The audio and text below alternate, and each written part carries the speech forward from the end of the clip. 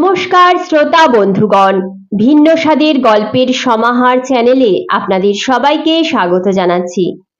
আজ নতুন একটি দিনে আবারও নতুন একটি হাসির গল্প নিয়ে হাজির হয়ে গিয়েছি। আজকে লেখক দীপায়ন দাশের লেখা যে হাসির মজার গল্পটি পাঠ করে শোনাবো, গল্পটির নাম মৎস্য রহস্য। আশা করছি গল্পটি আপনাদের বেশ ভালো লাগবে। গল্প পাঠ ভালো লাগলে গল্পের শেষে অবশ্যই একটা লাইক করে দেবেন। আমার চ্যানেলটিকে সাবস্ক্রাইব করে আমার পাশে থাকবেন। তো চলুন শুরু করা যাক আজকের নতুন একটি গল্প, মৎস্য রহস্য।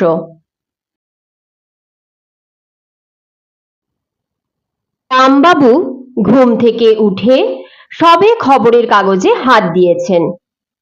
বারান্দায় গিয়ে সে শীতের রোদ্দুরটা গায়ে লাগিয়ে তাড়িয়ে তাড়িয়ে উপভোগ করার ইচ্ছেটা মনে এসেছে। এমন সময় তিনি শুনতে পেলেন তার বউ তাকে বলছে বাজারে যেতে। মেজাজটা গেল বিগড়ে।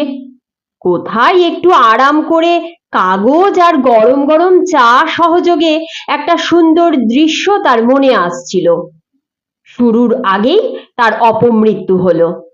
নাও এখন থলি হাতে বাজারে যাও। বেজার মুখে তাই তিনি চললেন মনে মনে গজগজ করতে করতে। বাজারে গিয়ে তিনি প্রথমে সবজি কিনতে গেলেন। খুঁটে খুঁটে আলু, পেঁয়াজ, আদা, রসুন, লাউ, শসা, কুমড়ো, ঝিঙে কিনলেন। এবার মাছের পালা। তার প্রিয় মাছওয়ালা রতনের দোকানের দিকে এগোলেন। রতন তাকে দেখেই বলে উঠল, দাদা আসেন, কি নেবেন বলুন? রুই, কাতলা, পার্শে, পাবদা, ভোলা, ভেটকি, চিংড়ি, কি নেবেন বলেন? রামবাবু চোখ ছোট করে দেখতে থাকলেন। মাছগুলো কেন জানি না তার ভালো লাগলো না। ভেটকি কত রে? রামবাবু রতনকে হাঁক পারলেন। ভেটকি দাদা 600 করে বিক্রি করছি, আপনি নিন না, 550 করে দেবেন। বলিস কি রে, 600? রামবাবু চোখগুলো গোল গোল করে রতনের দিকে তাকালেন। রতন বলে চলল, দাদা 530 করে কেনা, আপনি বলে 550 করে দিলাম একেবারে। আপনার ব্যাপারটা তো আলাদা। রামবাবু মনে মনে বললেন, হ্যাঁ হ্যাঁ, কত আলাদা তিনি বুঝতে পারছেন। যতই চেনা হোক, রতন দাম কিছুতেই বেশি কমায় না, শেষ পর্যন্ত লড়ে যায়। রামবাবু ঘড়ির দিকে তাকালেন। না, 7:30 বাজে, 8:30টার মধ্যে বেরোতে হবে, না হলে 9টার মেট্রো ধরতে পারবেন না। অফিসে পৌঁছতে 10টা বেজে গেলে বায়োমেট্রিক আবার হাফ ডে করে দেবে। রতনকে একবার চোখে দেখে নিয়ে বললেন, কিরে 500 দিবি? রতন একবার মুখ তুলে তাকালো। অন্য একজন খদ্দেরের মাছ কাটছিল। হেসে বলল, দাদা কি যে বলেন, ঠিক আছে, আপনাকে সব কটা মাছ দিয়ে দিচ্ছি, কেনা দামে দিচ্ছি। বলেই রতন 4টে মিডিয়াম সাইজের ভেটকি মাছের দিকে হাত বাড়ালো। আরে না না, অত মাছ কে খাবে? দুটো দে, 500 করে দে। রামবাবু শেষ চেষ্টা করে দেখলেন। রতনের হাত মাছগুলো ধরেই থমকে গেল। না দাদা, হবে নিকো। রামবাবু বুঝলেন রতন আজ ঠিক করেছে offence is the best defence নীতি নিয়ে খেলবে। ঠিক আছে, আজ রামবাবুও দেখিয়ে দেবেন তিনিও কিছু কম নন। রামবাবু বললেন, থাক তাহলে, ছাড়। রতন একবার মুখ তুলে তাকালো, আবার মাছ কাটায় মন দিল। রামবাবু এবার রতনের ঠিক পাশে ভন্তুর দিকে এগোলেন। ভন্তু রতনের মতো অত মাছ রাখে না, কম মাছ রাখে, তাও প্রায় জ্যান্ত মাছ। চারাপোনা তেলাপিয়াগুলো জলে ভাসছে আর নড়ছে। রতনবাবু দেখলেন একটা রুই মাছ প্রায় কেজি খানেক হবে, জলে ভাসছে। মাছটা জ্যান্ত বলে মনে হচ্ছে, আঁশগুলো রুপোলি, চোখটা চিকচিক করছে বেশ, মানে তাজা মাছ। মাছটা যেন তার দিকেই তাকিয়ে আছে, মনে হচ্ছে যেন বলছে, আমাকে নে, আমাকে নে। রামবাবু মনে মনে হেসে ফেললেন। আর এই ছেলে মানুষই দেখে নিজেই বেশ মজা পেলেন। ভন্তুকে বললেন, এই এইটা কত নিবি? ভন্তু বলল, আরে দাদা যে, রুই নেবেন? নিন না নিন, আড়াই করে গোটা নিয়ে নিন। রামবাবু আবার চোখ তুললেন। বলিস কি রে, রুই মাছও 250? এবার তো মনে হচ্ছে মাছ খাওয়া ছেড়ে দিতে হবে তোদের জন্য। দাদা কি যে বলেন, কোথাও এরকমে পাবেন না। রামবাবু ঘড়ির দিকে আর চোখে তাকালেন না। ঘড়ির কাঁটা 8টার দিকে এগোচ্ছে। মেট্রোর ভিড়, অটোর লাইন সব তার চকিতে মনে এসে গেল। 200 দিবি কিনা বল, না হলে ছাড়। ভন্তু মুখ তুলে রামবাবুর দিকে একবার তাকালো। ঠিক আছে, নিয়ে যান দাদা, নিয়ে যান। 20টা টাকা আর দিয়ে দেবেন নে? না না, আর কিছু 10-20 নয়, 200 হলে দে, না হলে ছাড়। রামবাবু মরিয়া হয়ে উঠলেন। অবশেষে বল জালে জড়াতে পারলেন রামবাবু। কিন্তু এর পর পড়লেন মহা বিপদে। ভন্তুর প্রচুর খদ্দের আজ, আর মাছ কাটতে কাটতে আরো প্রায় মিনিট 15 লেগে যাবে। এদিকে ঘড়ির কাঁটা ছুটছে, আবার মাছ কেটে না নিয়ে গেলে বউয়ের মাথায় উষ্ণতা 105 ডিগ্রি হয়ে যাবে। রামবাবু শ্যাম এবং কুল দুটোই রাখতে গিয়ে ভন্তুকে শুধু মাছের আঁশটা ছাড়িয়ে দিতে বললেন। বউ না হয় কেটে নেবে। মাছটার ওজন হলো ঠিক 1 কেজি। 200 টাকার নোটটা দিয়ে থলিতে যখন মাছটা রামবাবু ভরছেন, মনে হলো মাছটা যেন তার দিকে তাকিয়ে আছে, চোখটা চিকচিক করছে, যেন বলছে ধন্যবাদ।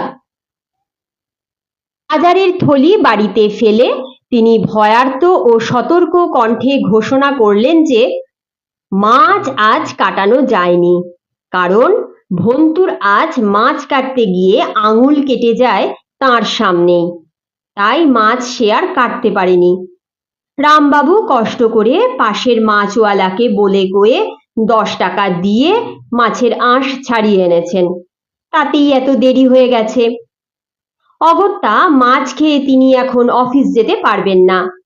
বউকে বললেন মাছ ও বেলা তিনি খাবেন, এখন দেরি হয়ে গেছে। অফিস থেকে ফিরতে রামবাবুর রোজই 8টা বাজে।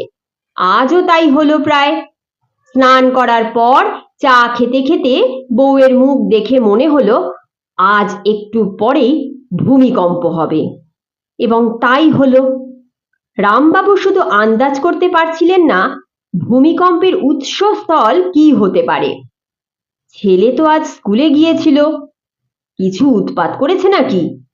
টিভি তো চলছে, কেবেলের টাকা তো বাকি নেই, কাজের মাসির ঝামেলা, শ্বশুরবাড়ির কোনো নতুন চাহিদা যা তিনি ভুলে গেছেন, কে জানে। আজ কার দোকান থেকে মাছ কিনেছ? রামবাবু প্রমাদ গুনলেন, নিশ্চয়ই বাজে মাছ দিয়েছে। কেন, কি হলো? একটু ডিফেন্স করতে চেষ্টা করলেন রামবাবু। মাছ কেনার সময় কি করছিলে? কি করব আবার, মাছ কিনছিলাম। রামবাবু এহেন আক্রমণের জন্য তৈরি ছিলেন না। মাছ কিনে মাছটা দেখো। মানে, মাছ না দেখে মাছ কেউ কেনে নাকি? তাই? তাহলে ওই মাছ কিনলে তুমি কি করে? রামবাবু চুপচাপ রইলেন। বুঝলেন কিছু বললে আরো আক্রমণ বাড়বে। কি মাছ ওটা? কি আবার, রুই মাছ। ওটা রুই মাছ? হ্যাঁ। বলি মাছ কেনার সময় করো কি? মাছ পছন্দ করে দেখো ওরা কি মাছ দিচ্ছে, নাকি অন্যদিকে তাকিয়ে থাকো? রামবাবু বুঝলেন গতিক ভালো নয়, নীরব থাকাই ভালো। বলি মাছটা কাটাওনি কেন? বললাম তো, মাছ কাটার সময় ভন্তুর আঙুল কেটে গেছে, তাই কোনো রকমে আঁশ। আঙুল তো কাটবেই, ওই মাছ কেউ কাটতে পারবে না। ওটা মাছ না অন্য কিছু? কত চেষ্টা করলাম, এই মাছ কিছুতেই বটিতে কাটা গেল না। রামবাবুর মনে হলো প্রথমে হিব্রু ভাষা শুনতেন, ফ্যাল ফ্যাল করে তাকিয়ে থাকলেন বউয়ের দিকে। মাছ কাটা যাচ্ছে না, মানে যে গল্পগাথা তিনি সকালে রচনা করেছিলেন তা বাস্তব হয়ে গেছে। মাছ কাটা যাচ্ছে না মানে? বটির ধার কমে গেছে নাকি? বউ উত্তর না দিয়ে অগ্নিবাণ বর্ষণ করলেন চোখ দিয়ে। নিজে কেটে নাও তোমার মাছ। রামবাবুর মাথায় কিছুই ঢুকলো না। মাছ আবার কাটা যাবে না কেন? মাছটা কি লোহা দিয়ে তৈরি নাকি রে বাবা? রামবাবুর মেজাজটা খারাপ হয়ে গেল এবার। ধুত্তর, নিজেকেই এখন মাছটাকে কাটতে হবে মনে হচ্ছে। মাছটা কোথায় আছে? রামবাবু হাঁক পারলেন। ডিপ ফ্রিজে রাখা আছে। রামবাবু ডিপ ফ্রিজ খুললেন, দেখলেন গোটা মাছটাই পড়ে আছে। গায়ের আঁশটাকে সকালে যেমন ছাড়ানো হয়েছে তেমনই আছে। চোখটা এখনো চিকচিক করছে, এখনো যেন রামবাবুর দিকে তাকিয়ে আছে। রামবাবু মাছটাকে বের করে আনলেন, রান্নাঘরে নিয়ে মাছটাকে একটা থালার উপরে রাখলেন। একটা ছুরি মাছটার পেটের উপর দিয়ে চালালেন, কিন্তু মাছটা কাটলো না। রামবাবু আঙুল দিয়ে মাছের পেট টিপে দেখলেন মাছটা নরম, কিন্তু ছুরি দিয়ে যতই চাপ দেওয়া হোক না কেন কিছুতেই কাটছে না। রামবাবু অবাক হলেন। কি হচ্ছে তিনি ঠিক হজম করতে পারলেন না। আবারও তিনি হাত দিয়ে মাছের পেট টিপে দেখলেন, হ্যাঁ, এ তো বেশ নরম, কিন্তু তাও কাটা যাচ্ছে না কেন? তিনি আবার ছুরি চালালেন। প্রায় 15 মিনিট ধরে যুদ্ধ করেও তিনি মাছটাকে পরাজিত করতে পারলেন না। না, কিছু একটা গন্ডগোল আছে। মাছটা নরম, কিন্তু কিছুতেই কাটা যাচ্ছে না। ছুরি যেভাবেই খুশি চালানো হোক না কেন কাটা তো দূরে থাক, একটু দাগও বসানো যাচ্ছে না মাছের গায়ে। রামবাবু একবার ভালো করে চোখ মেলে তাকালেন মাছটার দিকে। মাছের গাটা নরম, এতক্ষণ ডিপ ফ্রিজের শীতলতাও তাকে শক্ত করতে পারেনি। চোখের দিকে তাকালে এখনো মনে হয় রামবাবুর দিকে তাকিয়ে আছে। চোখে কি হাসির ঝিলিক? রামবাবু খেয়াল করেননি কখন তার বউ পাশে এসে দাঁড়িয়েছেন। তিনি নরম গলায় বলে উঠলেন, রাখো, অনেক হয়েছে। কাল মাছটা গিয়ে যার থেকে নিয়েছো তাকেই ফেরত দিয়ে এসো, আর ঘামতে হবে না। রামবাবু বুঝতে পারেননি, সত্যি কপালে ও ঘাড়ে বিন্দু বিন্দু ঘাম জমেছে। এই ফেব্রুয়ারি মাসেও তিনি ঘামছেন। বউ মাছটাকে আবার ডিপ ফ্রিজের কৃত্রিম শীতল আবহে রেখে দিয়েছেন। রামবাবু একবার আর চোখে তাকালেন মাছটার দিকে। স্পষ্ট মনে হলো মাছটা যেন তার দিকে তাকিয়ে হাসছে। রাতে রামবাবু আর কিছু না বলে তাড়াতাড়ি খেয়ে শুয়ে পড়লেন। রাত কটা বাজে কে জানে। রামবাবুর ঘুমটা ভেঙে গেল। তিনি দেওয়াল ঘড়ির দিকে তাকালেন, রাত 2:40। তিনি বুঝলেন মনের মধ্যে একটা খচখচ করছে। তিনি বিছানা থেকে নেমে এলেন, বোতল থেকে জল খেলেন। কেমন একটা ভয়ের চোখে তিনি ফ্রিজের দিকে তাকালেন।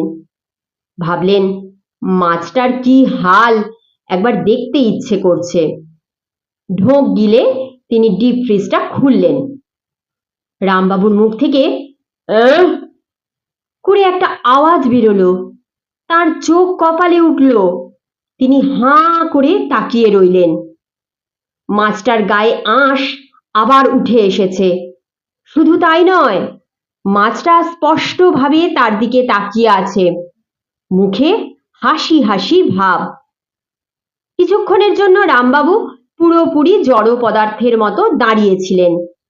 ডিপ ফ্রিজের ঠান্ডা হাওয়ায় তার হুঁশ ফিরল। সঙ্গে সঙ্গে তিনি ডিপ ফ্রিজটা বন্ধ করে দিলেন। রাতে আর ঘুম এলো না। সকালে উঠেই তিনি ঠিক করলেন যে মাছটাকে নিয়ে ভন্তুর কাছে ফেরত দিয়ে আসবেন। শুধু দাঁত মেজেই তিনি মাছটাকে থলিতে ভরে বেরিয়ে পড়লেন।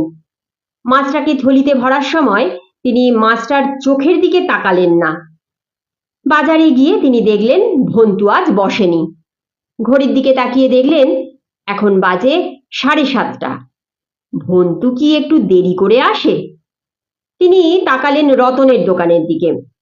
রতন দিব্যি বসে দোকান খুলে মাছ বিক্রি করছে। দুজন খদ্দেরও জুটে গেছে ইতিমধ্যে। আশপাশের বাকি মাছের দোকানগুলোও খুলে গেছে।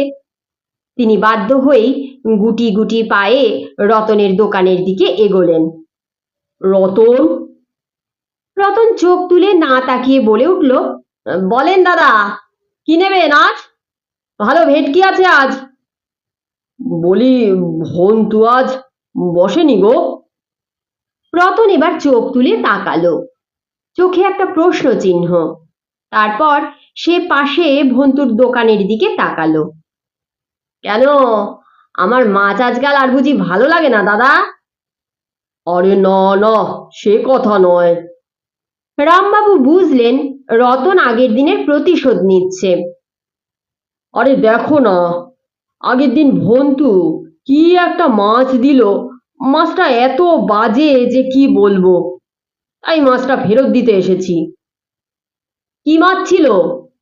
রতন বলল, আরে 1 কেজি রুই মাছ।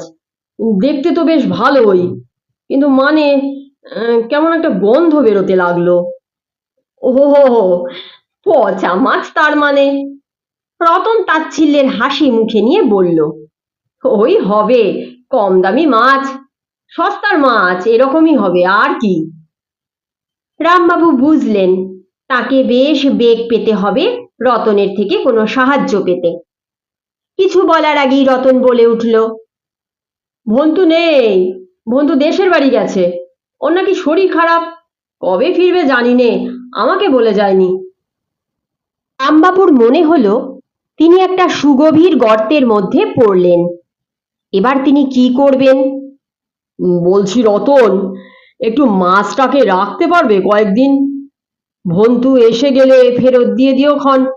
দাম না হয় আমি ওর কাছ থেকে পরে বুঝে নেব। রতন তেরচা চোখে রামবাবুর দিকে তাকালেন। না না দাদা, আমার নিজেরই মাছ রাখার জায়গা নেই, আবার অন্যের পচা মাছ রাখতে পারবো নি। দেখো না বাবা, মাত্র তো একটা মাছ, তাও তো শুধু কদিনের জন্য না হয়। না না দাদা, ওসব হবে নি। রতন পুরোপুরি অসহযোগ আন্দোলনে নেমেছে। রামবাবু বুঝলেন আর কথা বাড়িয়ে কোনো লাভ নেই। তিনি থলির দিকে তাকালেন। মাছটার চোখে এবার চোখ পড়ে গেল। মাছটা হাসি হাসি মুখে তার দিকে তাকিয়ে আছে।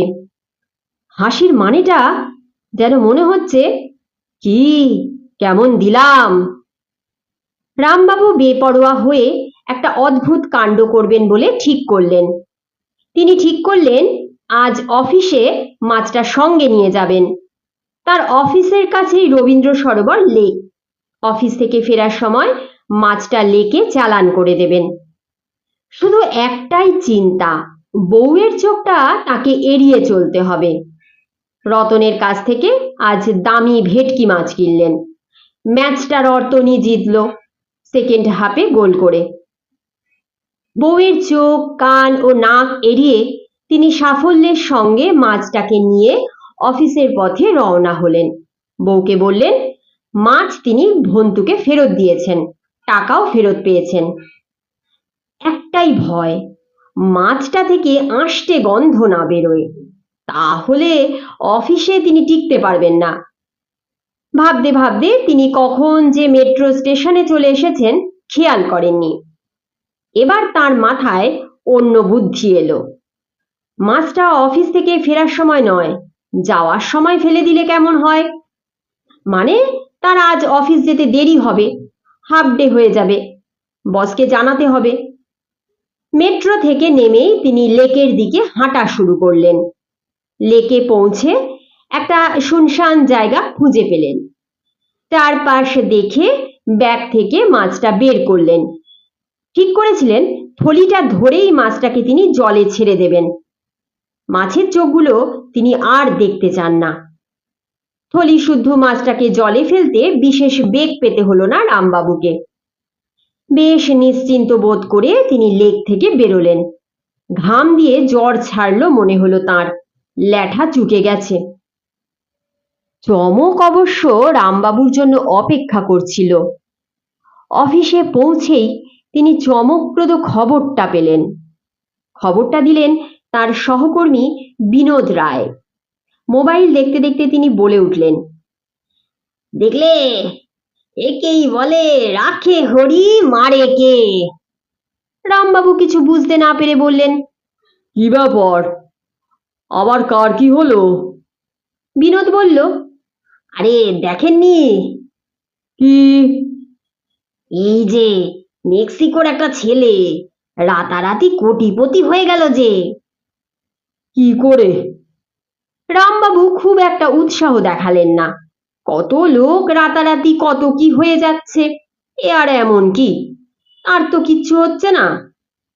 আরে এই তো নিউজে দেখাচ্ছে, একটা ছেলে মেক্সিকোর সমুদ্রে মাছ ধরতে গিয়ে এমন একটা মাছ ধরেছে যে সেটা নাকি মাছ নয়। রামবাবু একটু ধাক্কা খেলেন এবার। বিনোদ বলে চলল, মাছটা নাকি অদ্ভুত, তাকিয়ে থাকে, এমনকি নাকি চোখে মুখে এক্সপ্রেশন দেয়। ছেলেটা মাছ ধরার দুদিন পর ব্যাপারটা খেয়াল করে। একটা 1 কেজি ওজনের মাছ বেশ চকচক করছে আর তার দিকে তাকিয়ে নাকি হাসছে। সে অবাক হয়ে অন্য মাছের মধ্যে থেকে আলাদা করে নিয়ে এসে বাড়িতে দেখায়। রান্নার জন্য নাকি মাছটা কাটাই যাচ্ছে না।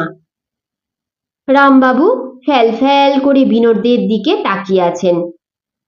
বিনোদ বলে চলল, মাছটাকে নিয়ে ছেলেটা নাকি ফেসবুকে লাইভ করে, সবাই দেখে তার ভিডিও। তাই দেখে আমেরিকার এক বিজ্ঞানী ছেলেটার খোঁজ নেন। তিনি ছেলেটার থেকে মাছটা নিতে চান, দেখা করে মোটা দামে ওই মাছটাকে কিনে নেন। রাতারাতি ছেলেটা সাধারণ জেলে থেকে বড়লোক হয়ে গেল। বিজ্ঞানীর মতে এটি নাকি মাছ নয়, ভিন গ্রহের প্রাণী হলেও হতে পারে। বিজ্ঞানীরা এখন চাইছেন এরকম মাছের সন্ধান করতে, যাতে আরো গবেষণা করতে পারেন। যে বা যারা মাছের সন্ধান দিতে পারবে মোটা টাকা পুরস্কার দেওয়া হবে। বুঝলেন রামবাবু, একেই বলে কপাল। রামবাবু ততক্ষণে ভাষা হারিয়ে ফেলেছেন। কেউ কি বিশ্বাস করবেন, কিছুক্ষণ আগে পর্যন্ত তেমনই একটি মাছ তার কাছেও ছিল। আজকের মতন গল্প পাঠ এখানেই শেষ হচ্ছে। গল্প পাঠ যদি এতটুকুও ভালো লেগে থাকে তবে অবশ্যই একটা লাইক করে দেবেন। আমার চ্যানেলটিকে সাবস্ক্রাইব করে আমার পাশে থাকবেন, যাতে ভিন্ন ভিন্ন স্বাদের বিভিন্ন ধরনের গল্প নিয়ে আপনাদের সামনে হাজির হতে পারি। আপনারা খুব ভালো থাকবেন, সুস্থ থাকবেন এবং সাবধানে থাকবেন। নতুন একটি দিনে নতুন একটি গল্প নিয়ে আবার আমি আপনাদের সামনে হাজির হব।